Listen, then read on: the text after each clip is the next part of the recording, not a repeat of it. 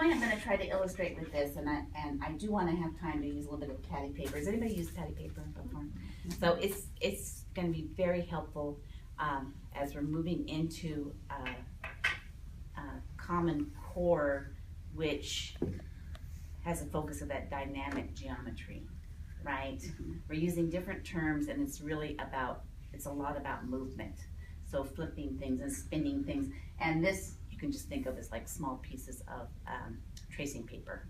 So you can see how that would be really helpful if you were trying to, are these two things congruent, or how does this thing move, or even in the olden days we used to do tessellating kind of things, tessellations and slides and rotations.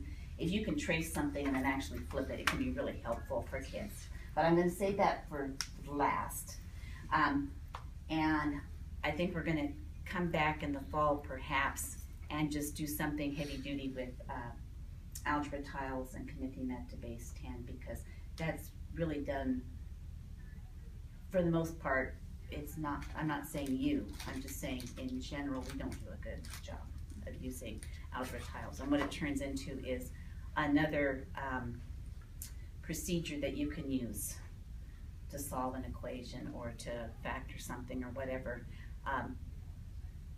And it is a procedure, it's just that step 1 do this, step 2 do this, and we kind of lose the concept, and the whole point is to build concept with it, right? And that's not the only tool that you can use, but it's a good tool.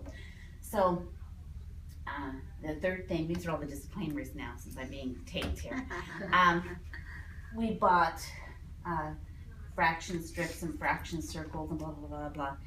And those are all good tools to have, but nothing takes the place of kids making it themselves.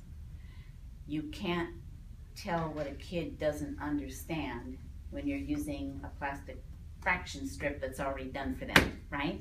So before you were to use anything like that to build concept, I'm a firm believer that kids make their own fraction strips and they make their own circles, or they make whatever it is first, because that's when you find out what their misunderstandings were that were hidden, right? When a kid doesn't divide something into 3 equal parts, at least you have a hint, and you can find out whether it's lack of coordination or something, or whether they really don't get that those pieces have to be the same size, right? That's a silly example, but it's an example of it. Okay, so hence, we're gonna make a set of tangrams first before we indulge in using some perfect pre-cut ones. Okay, so I'm gonna give you each a piece of, this is heavy duty paper. This is like cardstock paper, yeah. So this is good. You guys only the best. Build up some muscles in your sixth grade scissors hands. Do we have enough paper for everybody? Okay, keep going. There's another pair of scissors, one more. Okay, so scissors for you. We'll share. We'll share. I'm gonna need to share with somebody, and I should probably get a piece of paper.